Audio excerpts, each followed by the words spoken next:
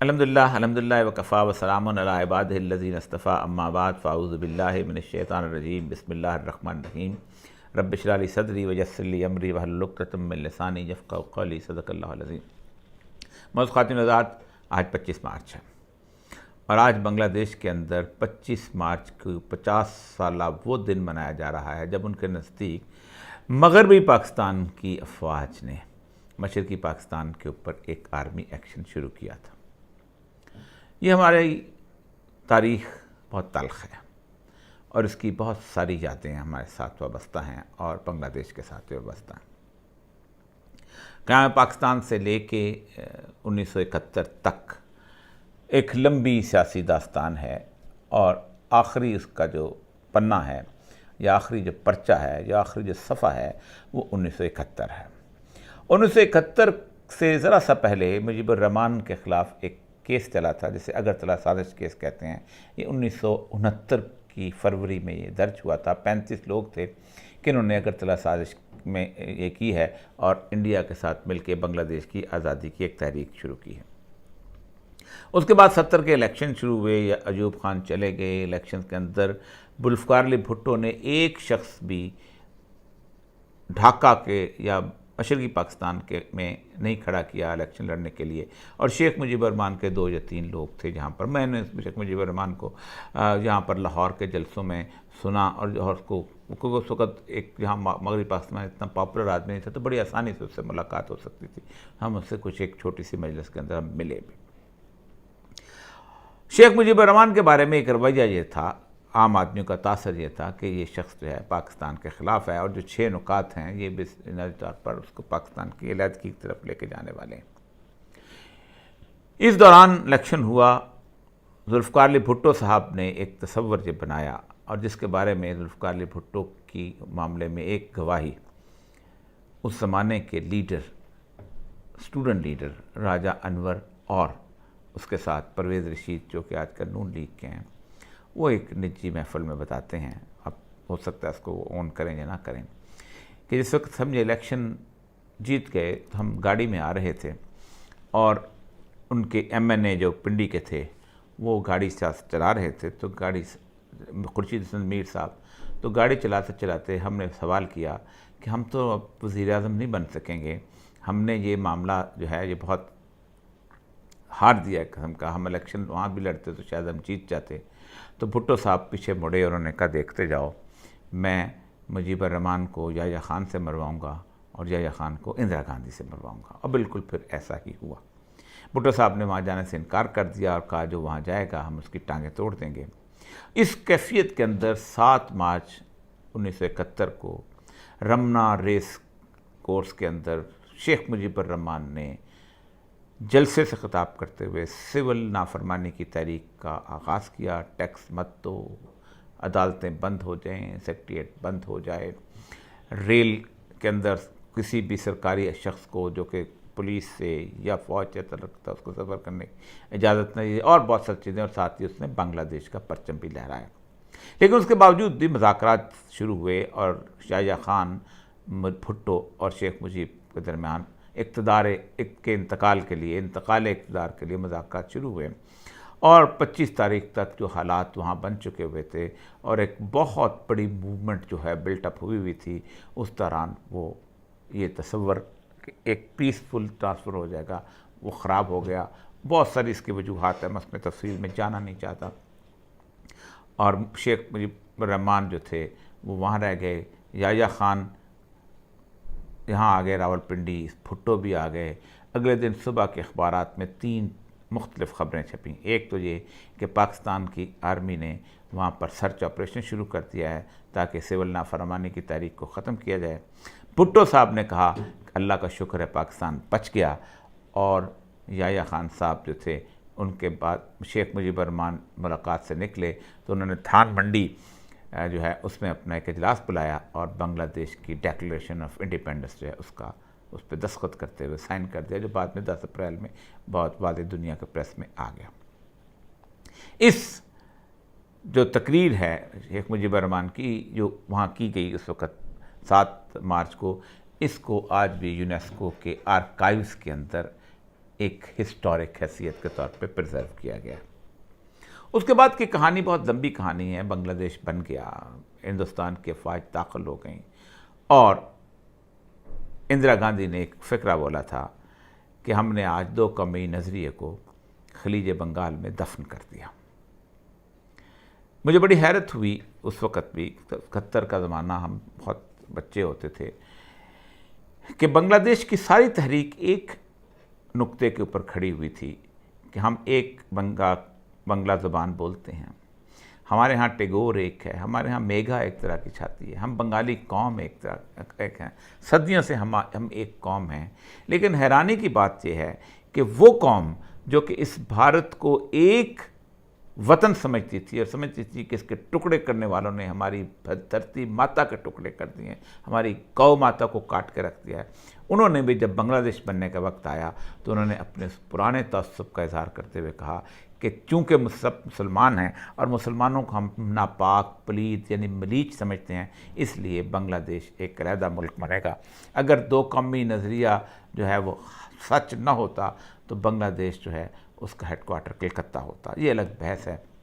اس پہ بہت تفصیل سے گفتگو کی جا سکتی ہے کہ وہ 2 قومی نظریہ دفن نہیں ہوا تھا، ایک 2 قومی نظریے کی بنیاد پر ایک اور ملک جو ہے وہ وجود میں آیا تھا۔ اس کے بعد وقت گزرتا گیا، بنگلہ دیش جن حالات سے گزرا اس پہ میں بھی بحث نہیں کرنا چاہتا۔ بنگلہ دیش کے اس مسلمان شناخت کو ختم کرنے کے لیے مسلسل کوششیں ہوتی رہیں، اور اس میں حسینہ واجد اور اس کی پارٹی کا اور اس کو سیکولر طبقات کا بہت کردار رہا، خاص طور پہ بھارت اور انٹرنیشنل کمیونٹی کا بھی۔ لیکن چونکہ بنگلہ دیش کے اندر مسلمانوں کی ایک ایسی قوت موجود ہے، اور وہ قوت ہے جنہوں نے مسلم لیگ بنایا تھا، جن کو آپ پاکستان سے تو کاٹ سکتے ہیں لیکن اللہ اس کے رسول سے نہیں کاٹ سکتے تھے، اس لیے وہ ہمیشہ جاگتی رہی، بلکہ زیادہ حرمت کے ساتھ جاگتی رہی۔ پھر ہندوستان کے ساتھ ان کے جو تعلقات تھے وہ اس حد تک کشیدہ ہوئے، اور اس کے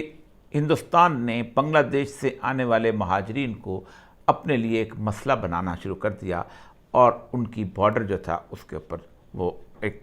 فینس لگ گئی،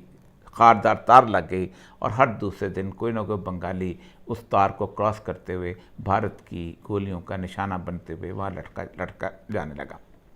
اس وقت بھی تقریباً 1 کروڑ بنگلہ دیش کے لوگ جو ہیں بہت چھوٹی چھوٹی نوکریاں کر کے بنگلہ دیش کے اندر بیٹھے ہوئے ہیں، بھارت کے اندر بیٹھے ہوئے ہیں، اور انہی کی وجہ سے NRC جو ہے اس کا جھگڑا چڑھا ہوا ہے۔ 1985 میں پہلا جھگڑا جو آسام میں شروع ہوا تھا، جب آسام والوں نے کہا کہ یہ بنگلہ دیشی جو یہاں آتے ہیں انہوں نے ہمارے حالات کو خراب کر رکھا ہوا ہے۔ ایک ٹریڈیشنل اسٹیمیٹ کے مطابق تقریباً 10-15 لاکھ بنگالی عورتیں جو ہیں وہ وہاں سے اغوا ہو کے پوری دنیا کے بازاروں میں بکی ہیں، اور کلکتہ کی جو پروسٹیچیوٹ ڈین ہے اس کے اندر 75% عورتیں بنگال سے، مچھلی پاکستان سے اغوا کر کے لائی گئیں۔ اس سارے سینیریو کے اندر معاشی ترقی کی سب کچھ بھی، لیکن حالات کی خرابی کے ساتھ ساتھ مسلمان امیج جو تھا وہ وہاں پر بہت زیادہ ابھرا۔ بابری مسجد وہ پہلا ایونٹ تھا جس ایونٹ نے ان کو ہلا کے رکھا، اور اس ایونٹس کی اندر سے ایک شخصیت پیدا ہوئی جس کا نام تھا مامون الحق۔ یہ نومبر 1973 میں پیدا ہوئے تھے، لیکن انہوں نے بنگلہ دیش میں بابری مسجد بنانے کے، اگر وہاں گرا دی گئی ہے تو ہم یہاں پر بابری مسجد بنائیں گے۔ آج جب 50 سال کی تقریب میں نریندر مودی کو دوبارہ بلایا جا رہا ہے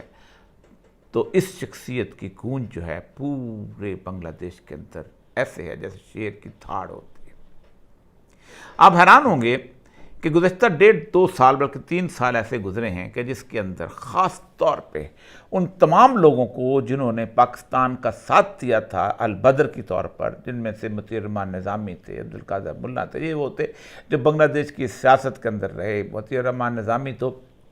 جسے کہتے ہیں سینئر منسٹر رہے، اور میں ان سے 1969 میں مجھے گجرات میں ملا تھا جب یہ آئے تھے، اور ایک جلسے سے خطاب کیا تھا، اور اتنی خوبصورت طریقے سے وہ اس رشتے کو اور جو بنگلہ دیش اور پاکستان کے مسلمانوں کے درمیان بیان کیا کرتے تھے۔ ان سب کے کرنے کے بعد ایک قانون یہ بھی پاس ہوا تھا کہ اب اسلام کو جمہوری سیاست کے اندر کوئی حق حاصل نہیں ہوگا، کوئی اسلام کے نام پہ پارٹی بنا کے اس میں آگے نہیں بڑھ سکے گا۔ لیکن وہ مسلمان، وہ جس کی شناخت مسلمان کی تھی، وہ مسلمان جو تھا وہ بنگلہ دیش سے خارج نہ ہو سکا۔ اس وقت جس وقت نریندر مودی نے وہاں آنے کا اعلان کیا ہے، تو آج سے تقریباً ایک ہفتہ پہلے سے وہاں سے بیت المکرم سے جو جلوس نکلے ہیں، ان جلوسوں کے نعرے بڑے کمال کے ہیں کہ اگر تم نریندر مودی جہاں آؤ گے تو ہم سب کے سب جو ہیں وہ دہشت گرد ہو جائیں گے، کیونکہ تم سب سے بڑے دہشت گرد ہو۔ ہم افغانستان بنا دیں گے، پورا بنگال افغانستان بن جائے گا، ہم اسامہ بن لادن کی آواز بن جائیں گے۔ یہ نعرے ہیں جو کبھی بنگلہ دیش کی دھرتی پر سنے نہیں گئے تھے۔ لیکن اس سے پہلے ایک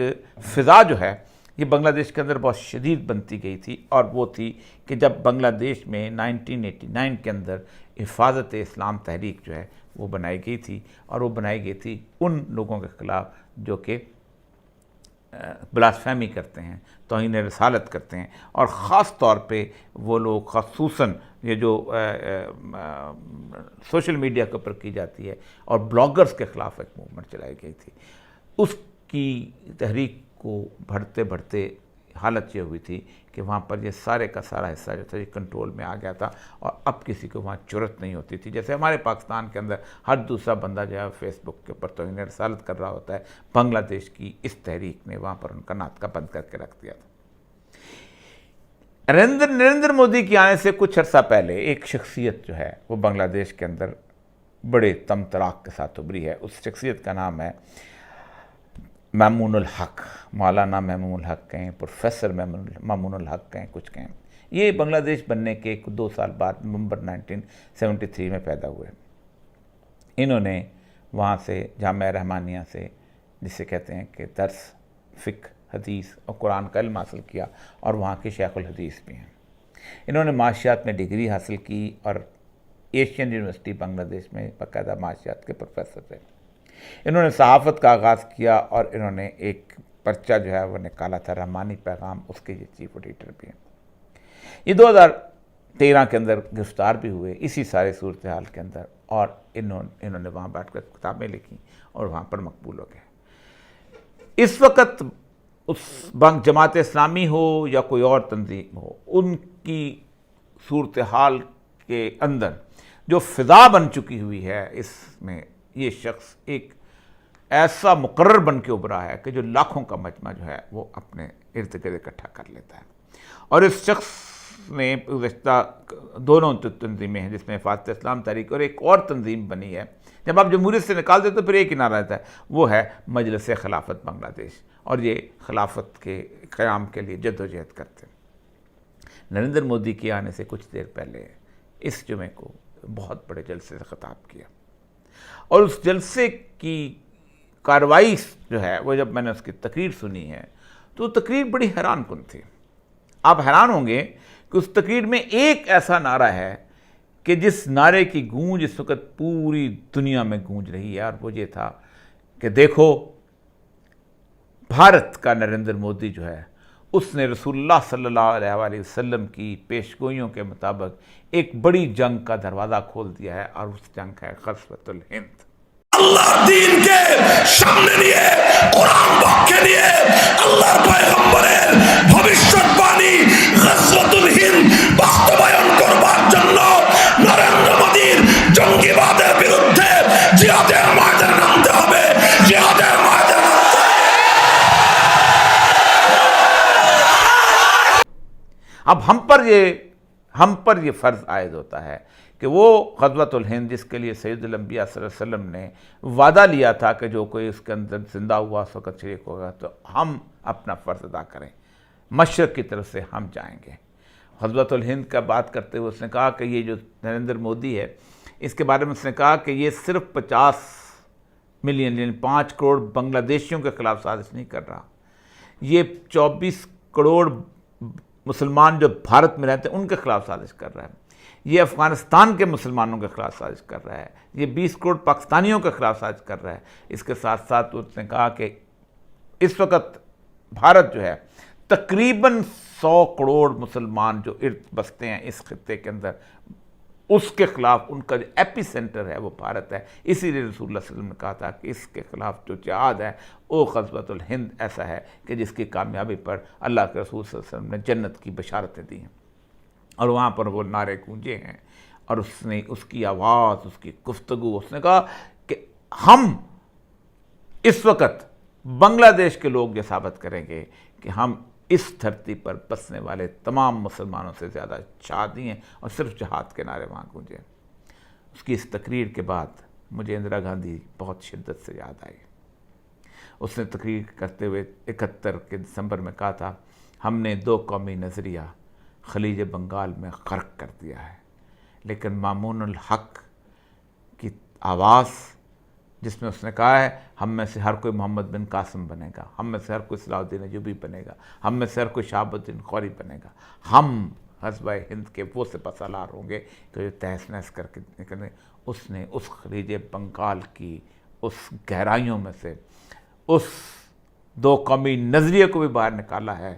اور اس بات کا بھی ثبوت دیا ہے کہ 2 قومی نظریہ نہ تمہارا ہے نہ کسی اور کا ہے، یہ اللہ کا ہے، کیونکہ اللہ کے ہاں ہے کہ صرف 2 ہی قومیں ہیں دنیا کے اندر، حزب اللہ اللہ کے دھڑے کے لوگ، اور حزب الشیاطین شیطانوں کے دھڑے کے لوگ۔ وہ حزب اللہ کے لوگ ملائیشیا میں رہیں، اندرس میں رہیں، پاکستان میں رہیں، بنگلہ دیش میں رہیں، عرب میں رہیں، فلسطین میں رہیں یا مصر میں رہیں، وہ ایک ہیں، اور اس کے مقابلے میں سب جو رسول اللہ کی حدیث ہے الکفر ملت واحدہ، وہ ایک ہیں۔ یہ نعرہ اس شدت سے گونجا ہے، اس تمطراق سے گونجا ہے کہ لگتا یہی ہے کہ وہ دن جس دن یہ غزوہ شروع ہوگا تو اس دن بھارت کو صرف ایک جانب سے حملے کا خطرہ نہیں ہوگا، مسلمانوں کی للکار چاروں طرف سے ہوگی۔ وآخر دعوانا الحمدللہ رب العالمین۔